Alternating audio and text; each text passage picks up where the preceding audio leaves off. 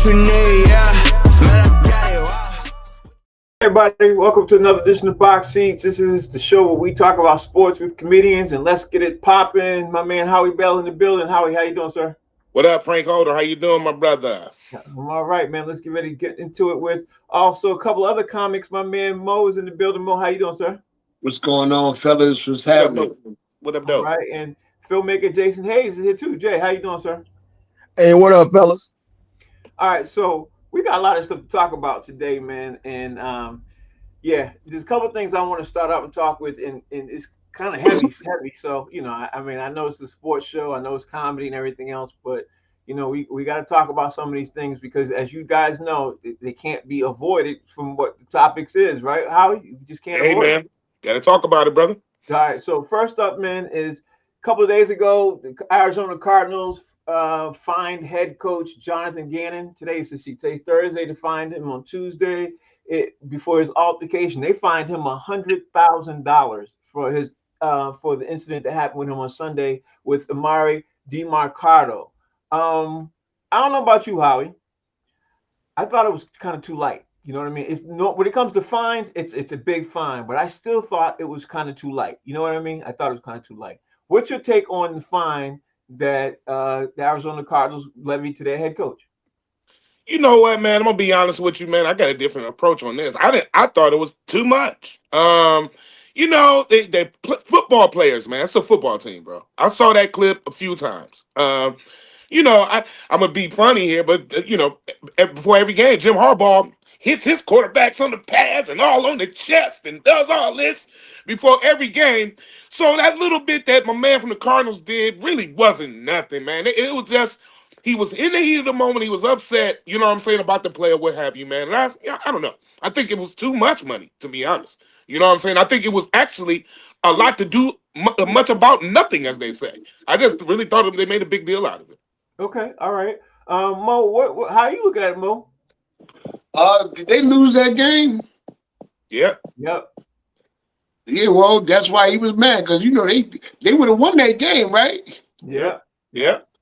And Arizona ain't got too many wins up in them. You know, I'm looking at it from a fan whose team needs every win they can get. You know what I'm saying? I don't know, man. The dude was emotional. He got fined for it. All right. I don't know. Let it be done. It's over. Don't put your hands on me unless it's going to cost you $100,000. Okay. I think it's the principle of it. I don't know. Jay, what you think about it? Because I think it's the principle of it. You know what I mean? I think that's what it was. I don't think it was the physicality of it. But I don't know. But what's your take, Jay?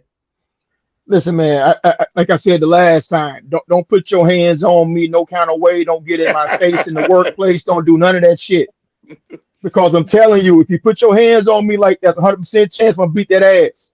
So just don't touch me. Keep it respectful. You can talk to me in a way, you know, as a coach and as a respected colleague, to have me understand what I messed up and what I didn't without you putting your hands on me.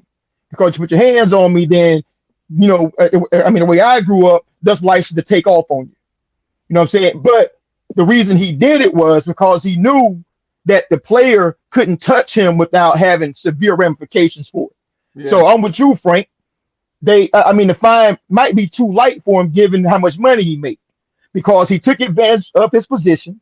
He overstepped the authority of his position. He did something personal in the workplace that he had no business doing. Now, if he did that to anybody else in the street, what would have happened to him? Right. You know what I'm saying? So he's taking advantage of that stuff. Getting people face doing wild stuff. Dude, listen, don't do nothing at the job that you wouldn't do to Jerron and them out there in the streets. Okay? Now, can I say one thing to that point? Just one thing. So I get it. I swear I do. Don't put your hands on. I get that. But this is football, man. We ain't talking about just at the. Hold on, let me just say this. We ain't at the plant, or we ain't at the office. You know what I'm saying? Like, we are playing football. Let me just say this. When I was playing football, man, all the way up to high school, bro, they would grab our face mask and yank us like this all over the place. I know it's a different world right now. But what I'm telling you is they was doing that to us, and we was kids, not grown adults making millions of dollars. So what I'm saying is, they was wrong too. Let me finish. So what I'm saying is wrong in a sense of what? You got to understand. You got to put in perspective and in context. This is football we talking about. This is a physical game. Everybody is emotional, high physical. I don't think that he put his hands on him like on purpose, like I'm gonna do this because I know you can't do nothing. I don't think that's what he did. You know what I'm saying? I don't think he was trying that man like that. I think that he was just in the emotion. That's all. That's all. Let's just agree to disagree because it's the principality of it. Number one. Number two, you have a person who is he is in a ranking position where he oversees this man. He knows that man can't do the same thing to him. He also knows that he could ruin his career. It's bullying. It's a form of bullying. And in today's society, you can't, like, I can't touch you. You can't touch me. You stay in your lane, stay in my lane. You're the boss. I'm the employee. No problem. Just don't touch me. That's what I look at it. You know what I mean? But Right. You can say whatever you want, bro. And listen, I'll accept the coaching, I'll accept responsibility. Right. But when you put your hands on me, bro, that's a bridge too far. Because I don't let nobody put their hands on me right now, man. There ain't nobody touching me ever again in life. I got my ass beat as a kid. The last whooping I got around age 12 or 13 was the last one I willingly accepted. Everybody else got to pay a toll for it. That's all I'm saying. Yeah. Okay. So we got some breaking news just dropped on while Jay was talking. LeBron James is getting ready to miss out, according to the breaking news by Bleacher Report. Lakers stars out 3 to 4 weeks due to a sciatica issue. Sciatic? Is it sciatic? Is that how to pronounce it? Sciatica? Yeah, it's sciatica. Sciatica issue in his right side. So LeBron James is about to miss 3 to 4 weeks. And the obviously, how let's just jump into it. The season starts in 2 weeks, bro. Yeah. So what's your take on this, bro? I don't like it, man, because I think LeBron, I'm really looking forward to him having a really good year. I think that this may be his last. I've said it before. And I don't like that he's got to miss the beginning of the season like that. You know what I'm saying? So I just, I like a lot of LeBron haters out here. I used to, be one because I was such a Kobe Bryant fan, still am. But the years went on and I had to respect that man and what he brought to the NBA and what he's still doing at this age. So I kind of feel bad for him. You know what I'm saying? That he's hurt right now going into this historic year. But you know what, Howie? This comes on the heels of another story I was going to say about this. LeBron James put up a cryptic text message, a cryptic post 2 days ago talking about it's the second decision he posted on Monday. Saw that. Yeah, I saw that. And the Lakers ticket prices shot through the roof. Like they went from $82 for the cheapest seat to $580 per game. Off of that one, I saw that his second decision thing. Right, off that one tweet and everything else. So now here's the rubbing point of that, Howie. Here's why I'm saying that. The ticket prices go up like that, and now LeBron James is out 4 weeks. He gonna miss the first 2 weeks of games. I don't know how many games is out right then and there. That'll probably be about 12 games or something. No, not 12. No, not that many. It ain't that many. 10, 12? It'd be about 4 to 6. 4 to 6 in 2 weeks? In 2 weeks, 4 to 6 too, because they play every other day. They don't play every day. They play every other day, or sometimes every 2 days. And then on top of that, should still be at least out of 2 weeks. That should still be what, 8, 7? Yeah, but you got to remember too, they play away too. They ain't gonna play all home games the first 2 weeks either. Right. So that's why they rested them. If they're gonna be on the road, they're like, nah, we ain't even gonna do that. Yeah. So Howie gave me his take on it. Mo, what's your take on LeBron James? First of all, he puts out the second decision. Ticket prices go skyrocketing on Monday. Well, it wasn't the ticket prices for the whole season. It was the ticket price for the final home game. The final home game was like $58, and it went from $58 to like $800 and damn near $1,000. You might well say damn near $1,000. Because by the time that's $1,000 a night, by the time you do everything you're going to do and pay for that ticket, that's $1,000 easy. So it's a final home game. Man, I don't know what to think about LeBron. I don't know if he hurt, if he ain't hurt. What game is he? Does he plan on coming back on some like major game, or he does things like this, man? I'm not knocking him. He earned his right to go out gloriously, but if he's hurt, I feel bad for him because, like how he said, it's a historic year for him. If it's his last. I'm not a big LeBron fan, not because I don't like LeBron, because he went to Miami. He ain't going to New York. He's going to go to New York Knicks, him and Carmelo. That's another story, though. But I hope he be all right. Okay. So Jay, what's your take on this, man? My take is that Negro really old, baby. Sciatica? Sciatica. Tell me the young person you ever heard had sciatica. That's true. Yeah, yeah. You know what I'm saying? But so I looked it up, man. They're calling it like a glute injury, and sciatica is like a lower back. Because I mean I've actually had it, and I can tell you I didn't have it before the age of 45. Right. So I mean it's one of those things. I mean it just needs time, but I just think that they're not pressed about having him start the season. Like any injury that he has right now, he ain't 100%. They're like saying, look, the season's long. They Mhm. aiming for June. They don't care about October, man, or in November. So Right. I just think they just, they just taking their time with him right now. I think he could play if he wanted to. Yeah, he could. If it was playoffs, he would be playing. He definitely would be playing. That 100%. Howard Bell, man, we got to talk about the next thing up, man. The New York Yankees lost to the Toronto Blue Jays in the playoffs right now, man. We got to talk about Major League Baseball, at least for He had to this. bring that up though, didn't he? Yeah.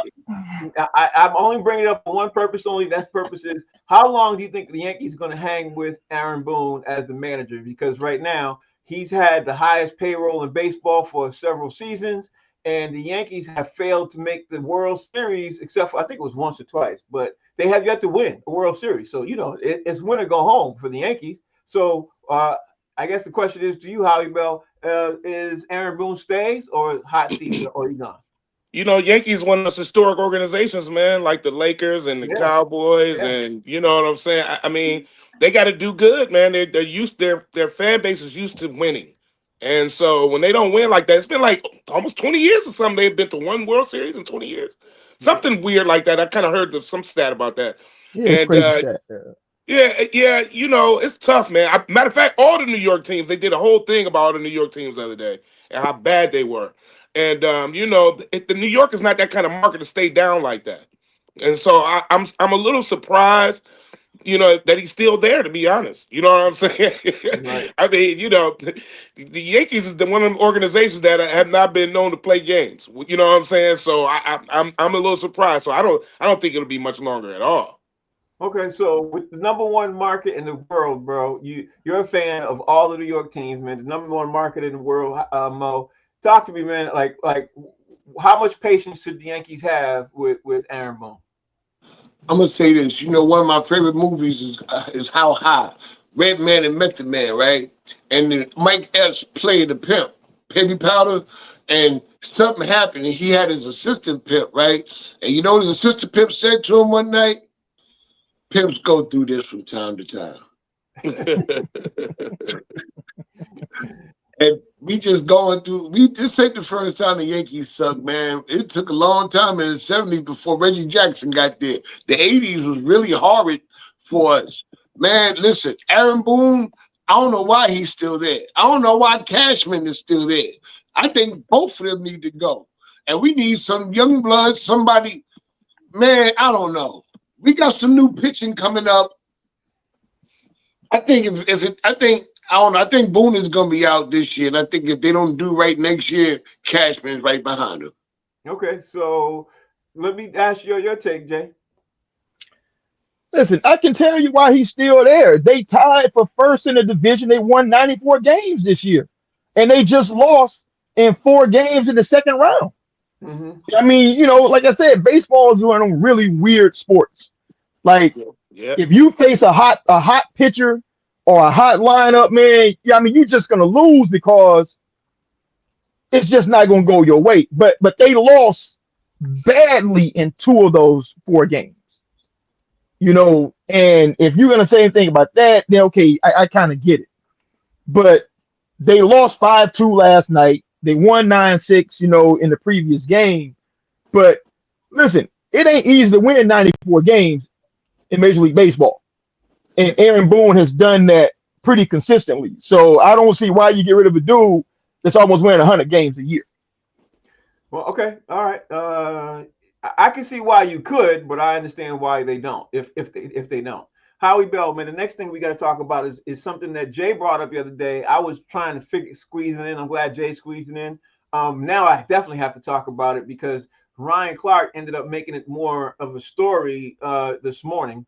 Let me just pull this up right here, get you right there. So the other day, Ryan Clark goes on television on I think it was Monday Night Football, and he's talking about this Kyron Lacy situation where Kyron Lacy was shown looking like that he had no involvement or wasn't that much detrimental involvement into a car crash. Kyron Lacy is that a wide receiver who ended up killing himself because he was supposed to be in the NFL draft. Him getting arrested and all it just his life went to hell really quickly in this car crash.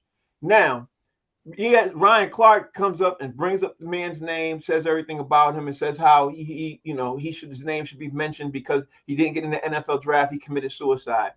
After he did that, the news broke out the very next morning.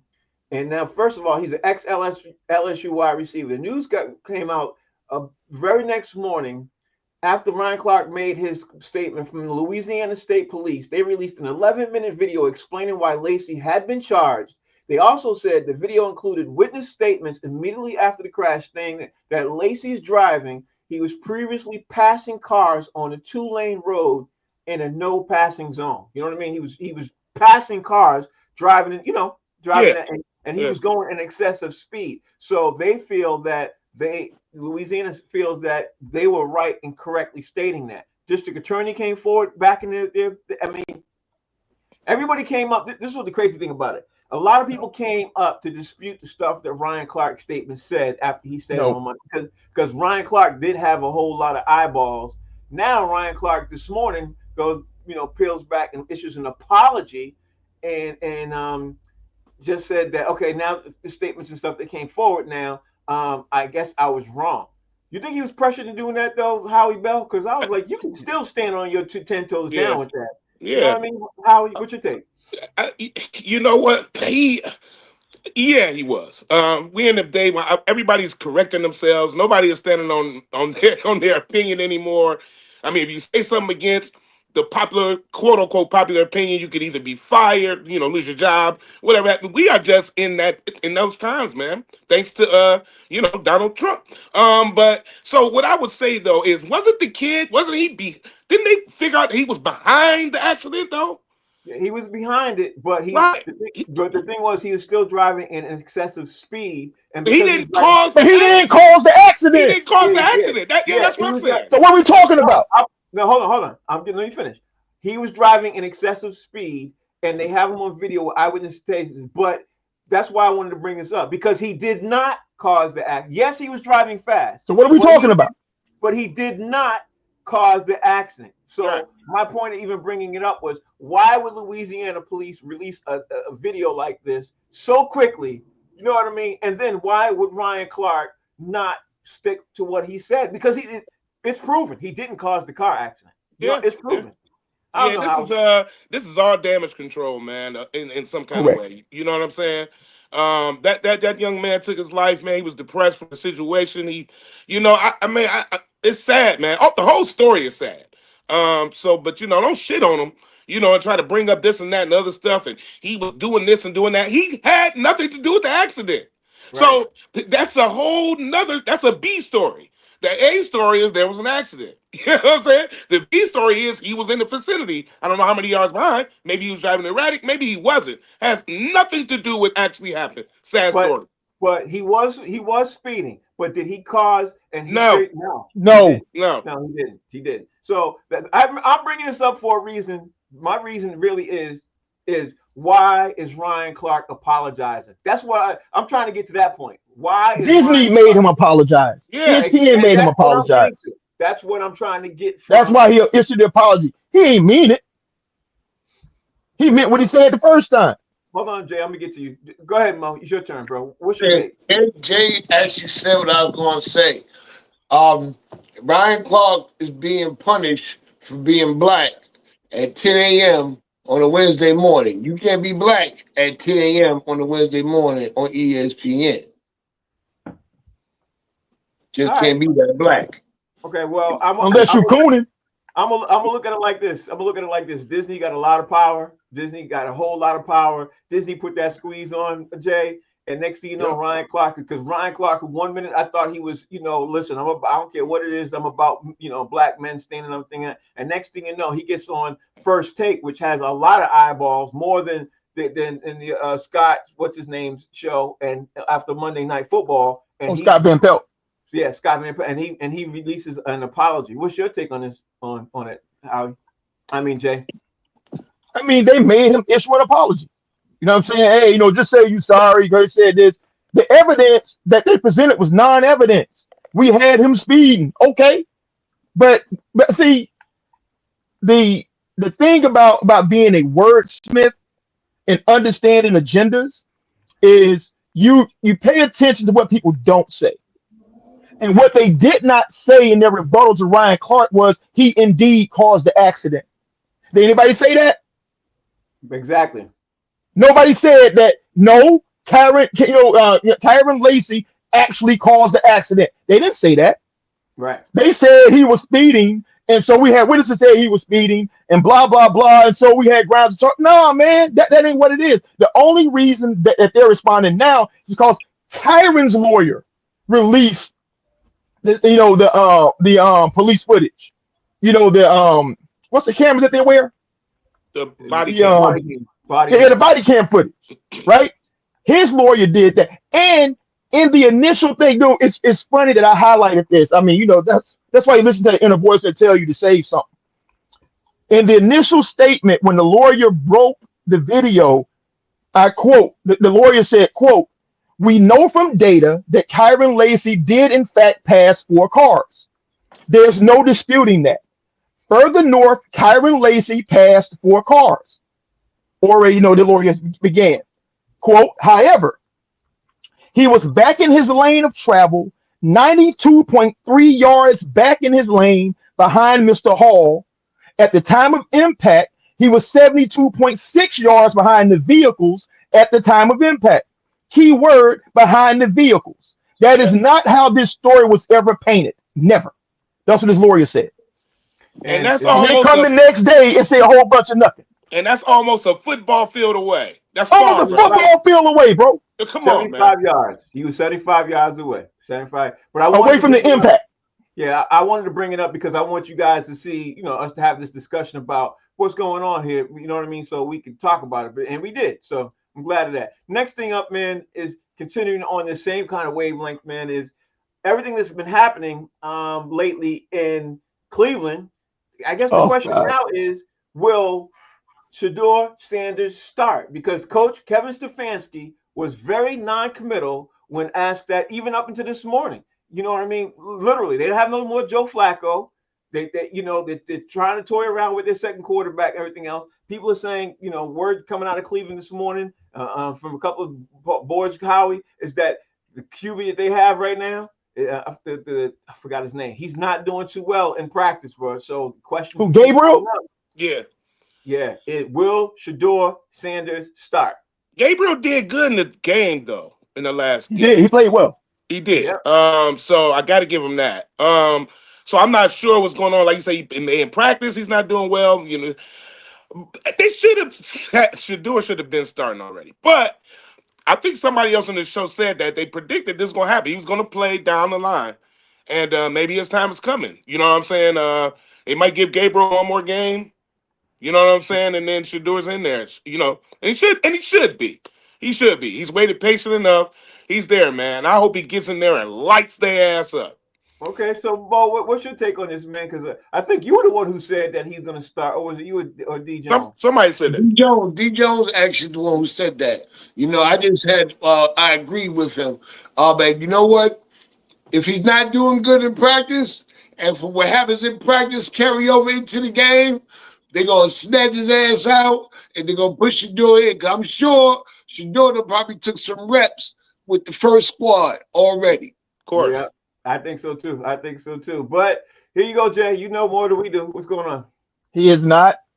Normally I wouldn't cite another sports podcast, but Shannon Ocho was talking about this last night.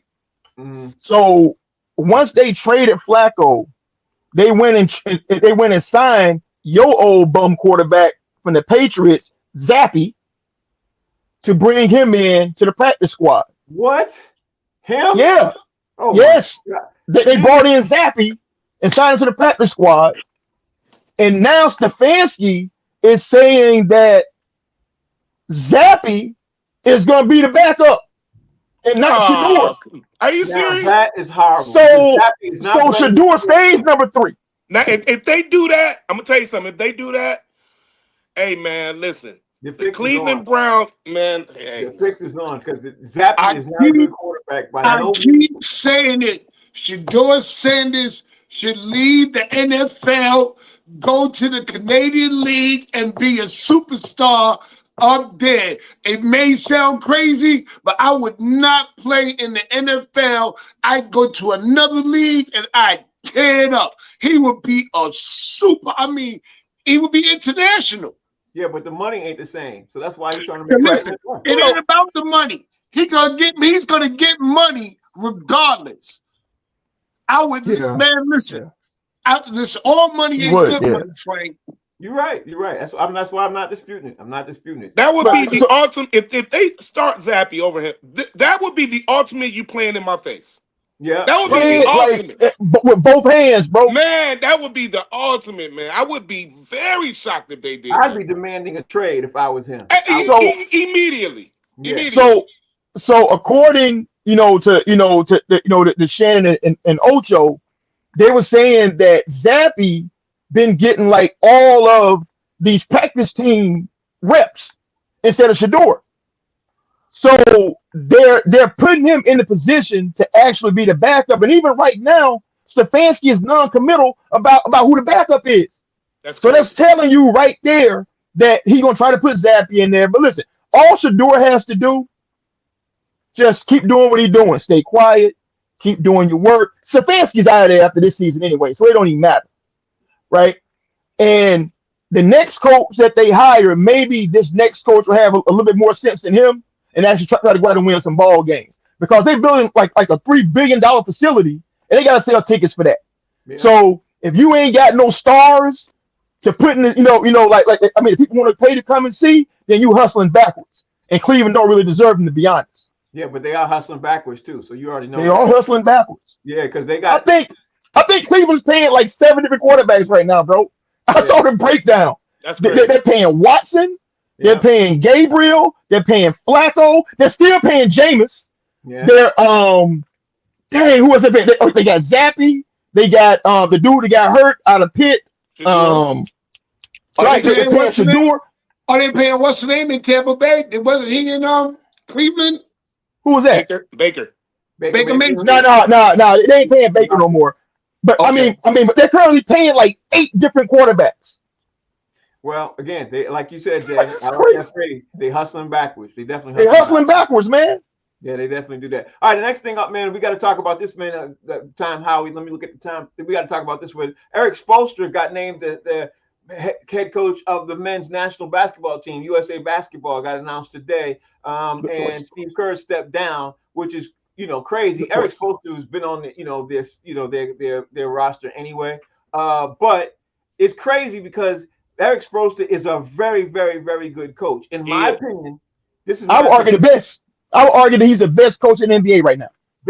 He took the words out of my mouth. I was going to say he's better than Steve Kerr. He should have been the head coach. He should have been the head coach. He should have been the head coach. But that's just my take. You know what I mean? Yep. Howie, are you liking this right now? Are you liking the USA Basketball name and Eric Spoelstra? Yeah.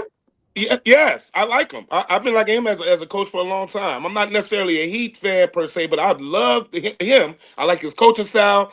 And they really gave him a hard time. Y'all remember when he first kind of started coaching, and he kind of he got mature, and his upside is really good, man. I like him as a coach, man. And I don't see nothing wrong with it, man. Go Eric Spoelstra. I gotta say, I love him as a coach because he does a lot of work with no kind of roster every single season. Yep. So Mo, what's your take on this, bro? Yeah, I like the move, man. Outside of Greg Popovich, Spoelstra's the man. You know what I'm saying? I mean, when it comes to NBA coach, I still would lean towards Pop because Pop did things, man, that was just, but Spoelstra, he deserves to be that. But Frank, are you mad at Kerr for being the coach and he shouldn't have been? Or are you mad because he didn't play your boy Tatum? Oh, I ain't think about that. I didn't think about that. I think you on to something, Mo. They I think hide. you on to something. They hide up here about that. You can't even bring up the Olympics up in Boston. Man, fuck that. Man. Steve, like, I ain't playing that bum. Sit on the bench. Now, honestly, I completely forgot all about that. But thank you for reminding me. You're right. No, honestly, You're right. You forgot about it. I did. But this, in all honesty, my issue with Steve Kerr goes back before that. My issue with Steve Kerr goes back to Mark Jackson. I think Steve Kerr is getting all the accolades that Mark Jackson should have got. You know what I mean? Yep. Steve Kerr walked in a very sweet situation, and then he took that sweet situation, and next thing you know, he got USA basketball. Let me see how Steve Kerr coaches with a team that's horrible. Let me see how he do like like literally like Eric Spoelstra. That's what my take was. I wasn't even thinking about it, but that's funny you said that though. It's hilarious. I give you that, Mo. I give you that one. I'm gonna shoot you a shot in the dark again later. A shot coming. Frank gotta give. Don't be. Because you know Frank is petty. You know Frank is petty. Slow down, gunpowder. Slow down, gunpowder. Jay, talk to me, man. What's your take on Eric Spoelstra being the head coach of the men's national basketball team? Hey, you know I love it. You know I'm a Heat fan. Yeah. I really mess with Eric Spoelstra, man. I mean, I think that he's been one of the most underrated, most underappreciated great coaches probably in this league ever. I can't think of anybody that's done as much as he's done and nobody ever talks about it. You know, like basketball heads like us, we know, but the average fan, they ain't got no idea about how good that dude is as a coach, but also like assessing talent. 100%, man. I agree with all your statements you're saying. All right, so let me switch. Let me look at the time. Yeah, I think I can squeeze this last one in here, man. Howie Bell. I saw Cooper Flag play the other night with the Dallas Mavericks. I saw Dallas Mavericks play the other night, man, and they were, when I say they were balling, they didn't even have everybody playing. They were balling out, but Cooper Flag was standing on his business, man. I think, Howie, we got to get ready for this next statement. Will Cooper Flag be the face of the league this season? No. First game. Well, this is a first game or second? First. That's the first preseason game. No. Man, we gotta let them get going. Get into the. They're gonna talk about them. Of course they are. They already been talking about them. So, but the face of the league this year. No, it's too many other stories going on right now. You know what I'm saying? And too many things going on, with the Lakers and with OKC. You got Golden State. It's a lot of things going on. Houston, the Detroit Pistons coming back. It's too many other stories. Cleveland. So, it's a lot of stories, a lot of NBA stories going on. I don't think he'll be the face of the league. Will they talk about him? Sure. Okay, so I'm going to go for the record and say I think you're wrong. And not listen, I'm not saying I want him to be the face of the league. Please don't misunderstand. I don't want him to be face of the league at all. But the reason why I brought it up is because during the broadcast, when I tell you it was Cooper Flag, I was like, okay, we get it already. You know what I mean? Like, I got it. I got it. We're watching Cooper. He only got 10 points. But after you watch that, you would have thought the man scored 35 points and had 15 rebounds, and you know what I mean, and was Michael Jordan or LeBron James out. You know what I mean? So I'm saying this as a question to basically say to you all, do you see the marketing agenda and the other agenda that's getting ready to come up on here? That's why I wanted to throw it out there. So I'm not saying I want it. I'm just saying. So let me say this before you go to the Mo. But don't they do that with every new face coming into the league? Mo, they don't. Mo, they don't do it. Everybody they think that's going to be a superstar. They don't promote and market like that. Hold on, Howie. I don't think they ever do it to a person who is a first-round draft pick this heavy game one. That's my point. Preseason. Preseason too. Preseason. Okay, that's what I'm saying. Wimbiana didn't even get it like the way I heard it last night. I wish you had watched the game so you could have seen it yourself. But Mo, what's your take on this? That's why I'm asking the question. Cooper Flag, do you think Cooper Flag will be the face of the league this season? I'm not gonna say this. He's gonna be the face of the league this season, but every time, because they don't have a face of the league yet, so every time they put up the potential faces of the league, he will be somewhere within the vicinity or in the background of that either topic, picture, all-star game, whatever it is, you know what I'm saying, rookie this, he's gonna be mentioned. He's always gonna be in the room. He ain't gonna grab it this year. Like it is too many others right now. And like how he says, too many other stories going on. Man, the Knicks might win this year. Way more important than Cooper Flag. See, I'm not saying y'all are wrong to that extent. I'm just saying I don't necessarily agree because I can see what the agenda is. Jay, Cooper Flag the other day in practice, he steals a shot from Kyrie Irving. He strips Kyrie Irving. He blocks AD's shot. He goes into the game. He gets 10 points, couple of rebounds, couple of assists, and everything else. He does everything. He's all over the court. That's the reason why I'm asking this question. Looking from 3,000 feet, Jay, what's your assessment? And I mean, you know how many people make plays in practice that don't get talked about? You know what I'm saying? Like they're saying this to hype him up. And that's my point. You know what I'm saying? So he can't be the face of the league because you got to earn that. You know, they just can't place you and say, look at how good this dude is because he got to play games. Yeah. And you know, so if you hype him up and he go out there, you know, and get his ass tore up, pause, then they can be like, what the hell are you talking about with this dude, man? He had 6 points and 17 turnovers, and the dude gave him 50. Yeah. Right? So the reason why I say this year is absolutely impossible. He's 18. Yeah. He's literally 18 years old, man. You know, and he's going into a league of grown ass men with mortgages and baby mamas. Yep. And they gotta have it.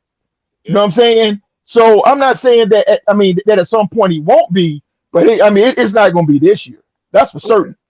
That's what I'm saying too. All right, so let's move on, man. Let's jump into these top five, man. Because of Major League Baseball is jumping off really quickly, man. Let's talk about some of the things. Like the other night, Aaron Judge hits a home run and saves the Yankees season. So that obviously made sure I wanted to bring this up. It said, name the top five best and most timely home runs you've ever seen. And Aaron Judge, I think that home run he hit the other night, it definitely would be in my top 10 because he said the Yankees were losing and he came back and hit and saved, even though they lost last night. But the night before last, you know what I mean, he at least extended in one extra game. Howie Bell, what's your top five most timely home runs you've ever seen? Well, you know what, man? Of course, I had to dig a little bit. Some of these I saw, some I did research and learned about them. So, but this one really interests me, man. The Red Sox lost to the Yankees from this guy. This guy's name is Bucky Dent. He has a middle name in Boston, though, Howie. What's his middle name in Boston, Frank? Don't worry about that. Let's keep going. hey, Howie. Yeah. It is. It starts with an F and ends with an Uckin. Are you serious? They call him Bucky Uckin Dent. I didn't realize he was that much of a state of the enemy. What? Legendary, bro. I didn't know. And, you know, I was reading the story on him and everything that happened in his 1978 AL East tiebreaker game. He hit a 3-run home run in the 7th, dog.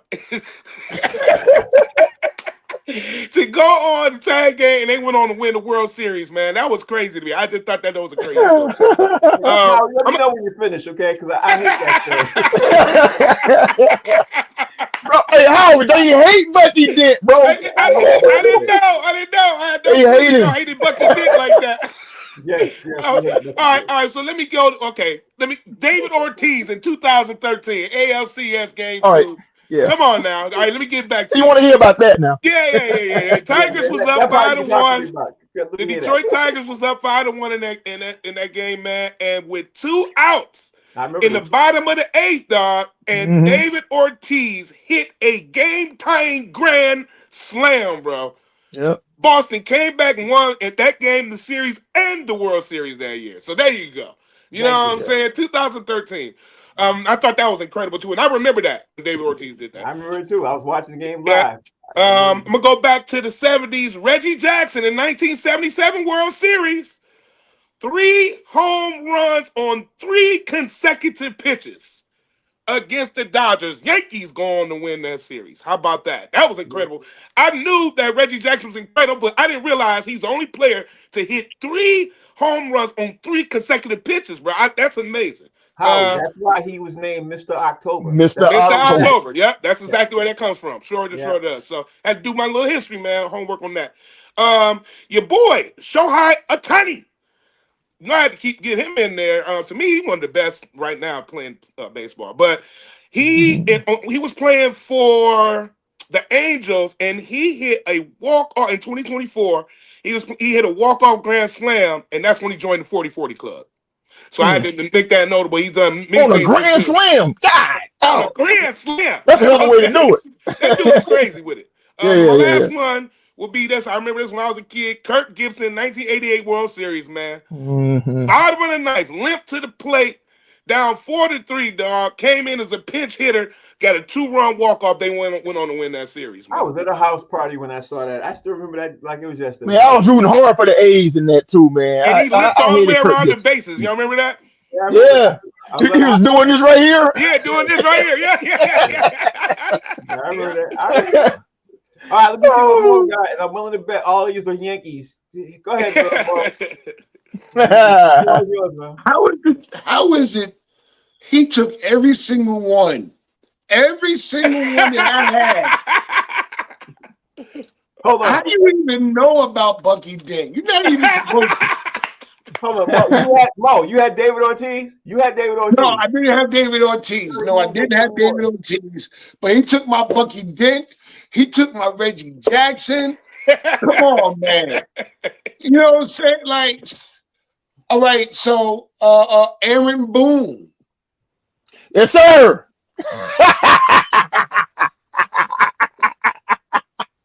Aaron was a good one. What year was that? That was 1998? I think it was. You know what it was, man. Keep going with your list. Against who, bro? Against who, though? Against the Red Sox. Yeah, okay. Tim Wakefield. That was 2003 ALCS. Let's go. Go on to the next one. Wow.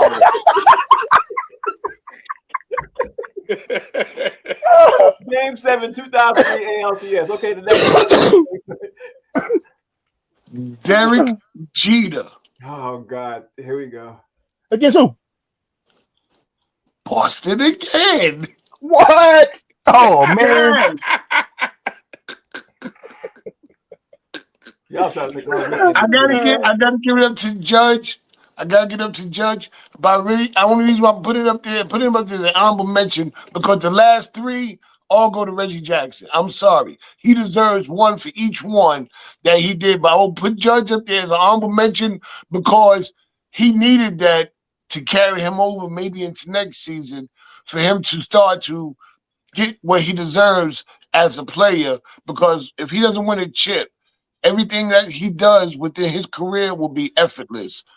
It would be a black mark on him. And I want to see him win. Just like we want to see Lamar win, because we know if he don't win the chip and they're such great players, it'll be sad.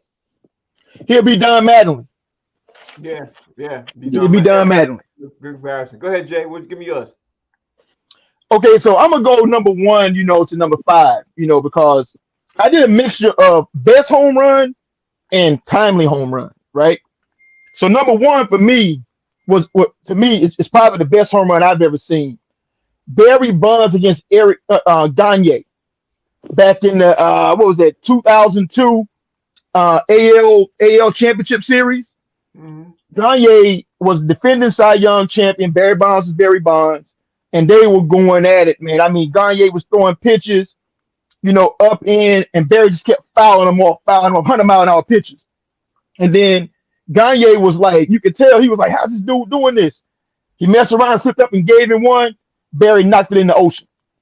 One of the most incredible home runs I've ever seen in my life. Damn. He only saw like one pitch a game, and he was homering every time he saw the one pitch. Number 2, in terms of best, Hank Aaron breaking Babe Ruth's home run record in '76. When he was running around, the bases, and the white dude ran out there and started running with him, and Hank put that stiff arm on him and stuff. Like, I love that because of what it meant to black people at that time, to have that dude do that. Number 3, God damn it, it's the Yankees, man, but I got to put it on here because I hate it. God damn it, Jim Leyritz. against the Braves in the 95 World Series. No, 96 World Series. We won in 95.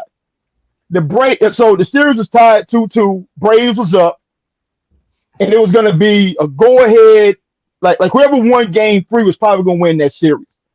Jim Leyritz stepped up against our closer, and he homers, ties the game.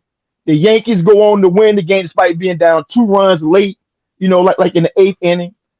And we lost that World Series, and it took us like a decade to get back to the World Series after that. Can't stand him. I saw him at a Yankee game in a booth, almost punched him then, and that was last summer. I hate him that much. Number 4, listen, I'm going Manny Ramirez 3-run walk-off home run against the Angels in the AL playoffs. You know what I'm saying? Like, Manny, to me, is one of the most underappreciated hitters, one of the all-time great players that nobody gives him to do. I put Manny at number 1, and I put Albert Bell at number 2. Vicious right-handed hitters. They hit for power, they hit for average, and they were clutch in clutch moments. And number 5 and number 1 for me, Joe Carter against the Philadelphia Phillies. Walk-off home run in the 93 World Series to win the World Series. That was crazy. Yeah, that's bananas. That's got to be one of the best hits you could ever do to win the World Series. To win the World Series, walk-off home. I see crazy. Steve is just staring at me. Steve, what do you want to talk about? All right, so listen, I had to chime in because I had these ready for the home run, and they all got stolen. So I had Bucky bleeping Dent, I had Alan bleeping Boone, I had David Ortiz against Detroit, I had Joe Carter was going to be my number 1, but I have 2 that weren't mentioned. Dave Henderson against the California Angels when the Red Sox were down to their last out in the against the Angels in the playoffs in 1986. He had a tying home run. Yeah, and if it wasn't for that, the Red Sox wouldn't have been going anywhere. And the one that gets played a gazillion times all over the place is Carlton Fisk in the 1975 World Series, bouncing off the foul pole when he's waving it. Yeah. And listen, I have to say this. I know this. I know, but still, that home run is like played over and over. Listen, when you guys break up, and you're like, you guys sound like you have Stephen Hawking there. We want to give the latest home run. Oh, you remember I get canceled, chocolate? I missed half what Jay said because he was so like this the whole time. Okay, well, I can't hear it how he sounded. Okay. All right. Thanks for joining us, Steve. I'll talk to you in a bit. Howie, we got one more week. Let me see if we can fit this in. Why you looking for that? Let me say this, Jay, man. In the 90s, definitely the mid-90s, I was in college in Columbia, South Carolina at Benedict College, of course, HBCU. I did not appreciate how much and how sweet and how dope the Atlanta Braves were at that time. The campus was going crazy, and I was from Detroit. You know, kind of like, okay, you know what I'm saying? But they were bananas over that team for about 3 or 4 years, man. So, yeah, I remember those days. But how we see, I mean, I've said a lot of times, right? When we was growing up, the Braves were the only Major League Baseball team in the whole Southeast. Right. And everybody got Superstation WTBS. So we all grew up watching the Braves, like Dale Murphy and, Horner and all those boys. Because I was like, why did South Carolina love the Atlanta Braves so much? Yeah. So, I can tell you right now, you could have a whole conversation about HBCUs all by itself. Sure can. Yeah. So actually, you know what? I was gonna say I remember being a kid. I used to go down south a lot. That's what I learned about the AAA team down at the Asheville Tourists, the Greensboro Hornets, where Derek Jeter started at. That was a lot of the baseball teams down in the AAA. Jacksonville Expos, where A-Rod started out. Yeah, that's where they got their baseball from. Howie, give me your top 5 best 1-2 pitcher combos that you have ever seen, and there's a lot of them. It's a lot of them, man. It's a lot of them. Man, I don't even know where to start first. No particular order, I guess. I used to love the Philadelphia Phillies when I was a kid, but I like what they're doing now. I like Zach Wheeler and I like Aaron Nola. I like them guys, man. I think they're dope. Trevor Rogers and Tomaguchi Sugano, Baltimore Orioles. You know, I had to get that name right. Them boys been doing good, putting in work. I used to love me Randy Johnson and Kurt Schilling, man, the Arizona Diamondbacks, bro. Ooh, that was That was lethal a there, boy. great 1-2 punch, man. I used to love watching them because I didn't watch a lot of baseball, but when I did, certain people stood out. I'm really liking the New York Yankees right now, too. You know, your boy Max Fried. You know what I'm saying? Carlos, what's his name? Rodon? Rodon. I like them boys, man. Garrett Cole, is he still with them? He's hurt. He'll be back next year. He'll be back next year. Okay. Yeah, they cool, man, the Yankees. But, of course, I got to go with Detroit Tigers. They doing their thing. We pushed for Game 5. Tariq Skubal, baby, and Jack Flaherty, baby. Come on, Detroit Tigers. Let's go. I like your list, especially the Randy Johnson, Kurt Schilling. Like that was a 1-2 punch. Yeah, that was crazy. Yeah. You know what? I did this question wrong because I thought it meant 1-2 pitch and catch a combo. Oh, okay. Okay, go ahead. You give me those. And you know all mine's are Yankees. Yeah, I know. Go ahead, give me that. All right, so for mine, there was Andy Pettit and Jorge Posada. Jorge Posada's damn near all of them. El Duque and Jorge Posada. Mariano Rivera and Jorge Posada. David Cone and Jorge Posada, because Jorge caught a no-hitter with Cone in his career. But my number one is Ron Guidry and Thurman Munson. Okay. All right. So Jay, give me yours. Top 5 best pitcher 1-2 combination that you have ever seen. And listen, and this is all time. I'm about to name. Yeah. And I'm gonna keep it. And I'm gonna keep it home cooking just like Mo did. I'm gonna go Greg Maddux and John Smoltz for the Atlanta Braves. Yeah. Then I'm gonna go Greg Maddux and Tom Glavine for the Atlanta Braves. Then I'm gonna go John Smoltz and Tom Glavine, Atlanta Braves. Take any two of those combinations, and it's an all-time great pitching thing. But then number 2, I'm gonna go Bobby Ojeda and Sid Fernandez because they beat who in '86? Okay, yeah.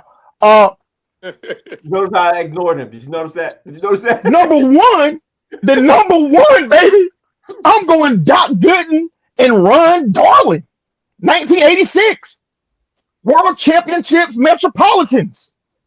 When they beat, who did they beat again, Mo? The Boston Celtics.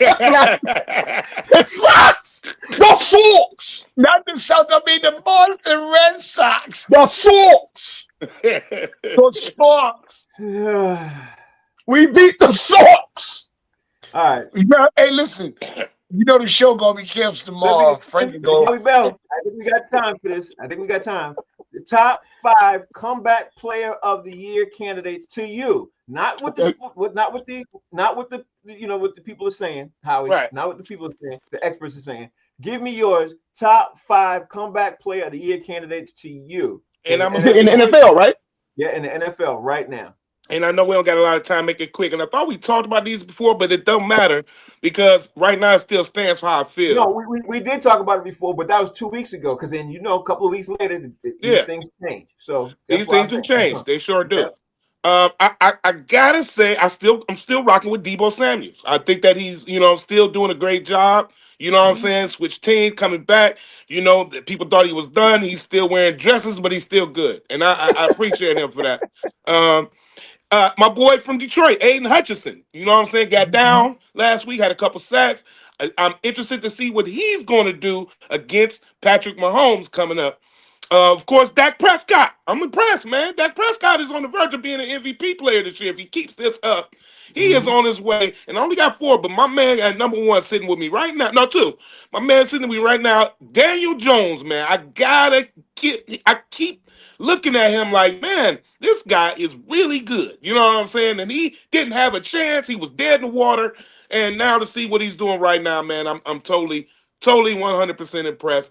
I don't think Baker Mayfield is a comeback story per se at all, but I think that people didn't see his consistency come back like it is. So that's why I got him as an honorable mention in there. I think that what he's doing is showing people how consistent he is and he belongs. And I think that's come back within itself.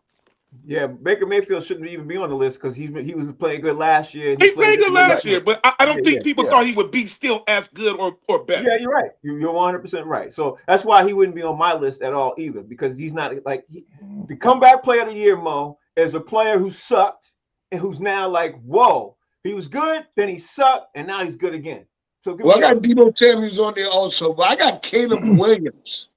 I think because last year Caleb Williams couldn't blow his nose right without them talking about how he did it wrong. He's not winning. He's not on a team that's blowing people out. But if you look at I was watching today. If you look at Caleb Williams, he's doing much better than he did, and he got a big game coming against Washington. I think he's going to show the world what time it is for him. You know what I'm saying? Daniel Jones, I knew he was good when he was in New York. I kept saying it. They kept laughing at me. Telling y'all right now, Danny Dimes is going down for MVP soon. Watch, I'm telling you. Aaron Rodgers, he's doing his thing. As much as I hate to say it, and that's my list right there. Okay. I don't even know if Aaron Rodgers should be on the list, but I understand your point of Adam. Yes, he should. I understand your point of Adam. I understand your point of Adam because he was injured, so I get it. I get it. Yeah. Go ahead, Jay. Give me yours. Hey, number 5 for me is Aaron Rodgers with the Steelers. Listen, I was here in New York to watch that foolishness that he put on tape for the past 2 years. Okay? Like think about his first season, he tears his Achilles tendon on the first play of the season. Yeah. And he's out. And then he came back last year and just put turd after turd on the field every week. He was awful. Number 4, now this is contingent upon him actually being the starter and beating this dude out, which is going to be hard because he's the highest paid player. Mac Jones could be comeback player of the year if he keeps playing the way he's playing. Yeah. And he ends up being the starter for San Fran. So I just had to put it in there. Number 3, this is not a popular choice because of why he didn't play last year, but Rashee Rice, the wide receiver for Kansas City. Yeah. If Kansas City catches fire, once he comes back into the lineup, and he's the reason why, you gotta talk about him, but they'll never give it to him because of why he wasn't available. Number 2, like Howie, Aiden Hutchinson, one of the most diabolical leg injuries I've ever seen, and he's back this season and he's balling out. He has to be at the top of the list. And number 1, this dude is like Frankenstein's monster. They went to the graveyard and dug up different pieces of different people and put it together and electrified it. And that's Daniel Jones, man. Yep. I don't know who this dude is, bro. He was terrible every second of being a quarterback here in New York City. I got to say this, man, and you all might agree with me, you might not. If Brock Purdy loses his job to Mac Jones, I think Mac Jones gets the comeback player of the year. I think it'll be, even though right now I got to say Daniel Jones is the leading candidate, but if Mac Jones messes around and takes Brock Purdy's job, I don't think nobody would say they saw that coming. You know what I mean?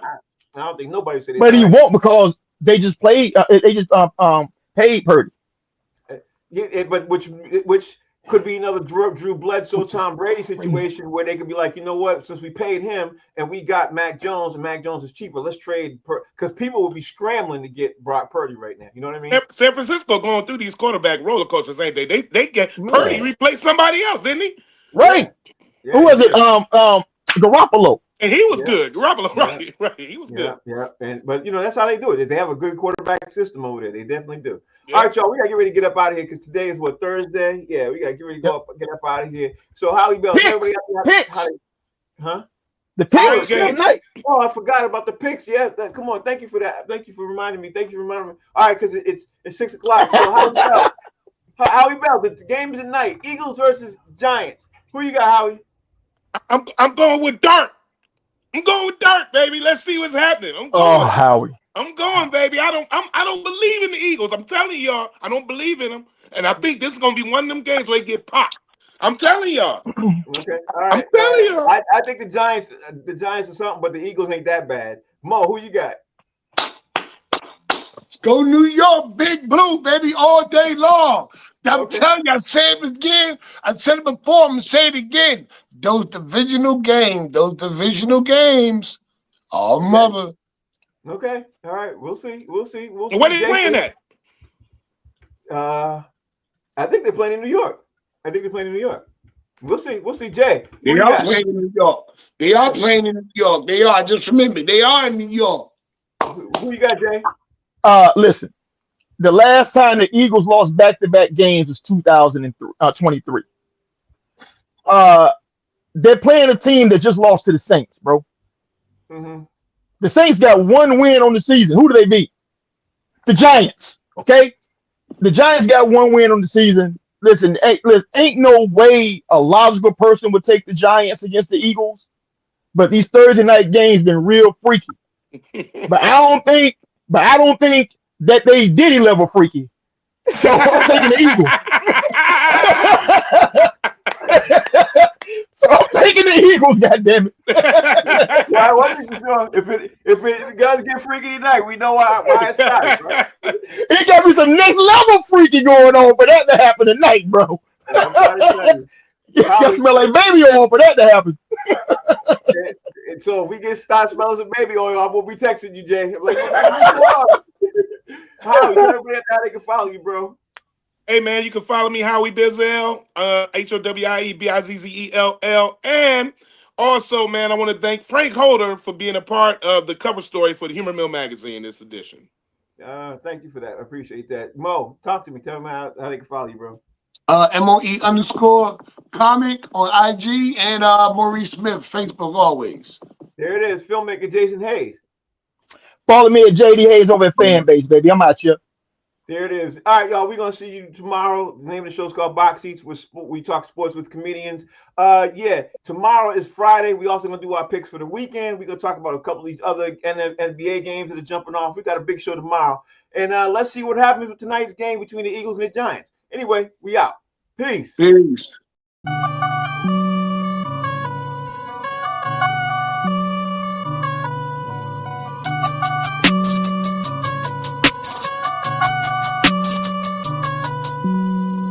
Hey, what you need, yeah? Man, I got it, wow. What you say, hey? We about it, Okay, I see we all.